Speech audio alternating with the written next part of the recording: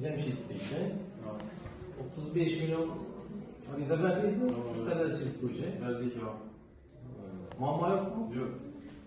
Buldu belgelenen tertipte arizanız kabul kılınan olsa kredi karşılık verildi. Mama olsa geçimin kılamaz. Monitoring kılınlar. İndirme tutarlar miktarda.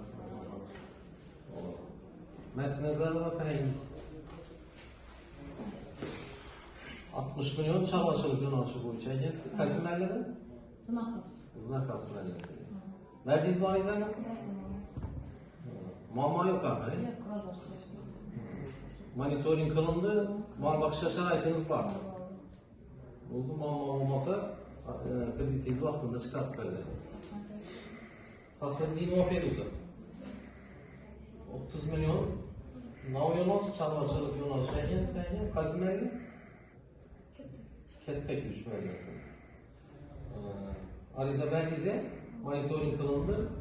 Mal bakış şaraiti var mı? Oldu oturayım. Vakadiru Kemal Bey. Sıkı 60 milyon önce Kasım elledi. Metrek işlem. Çamaşırlık ne olmuş böyle? Şarayit var mı bana baktı gibi? Pazarda nasıl mal? Mama yok mu? Bak. Mahmud 9%. 60 milyon çamaşırlık ne olmuş bu şeye? Mama yok mu ariza verdiğinizde? Oldaysa ariza veren olsanızda kreditle vaktinde çıkarıp verirlerdi. Ama bu muydu? Kalkarsa işler devam et. Sen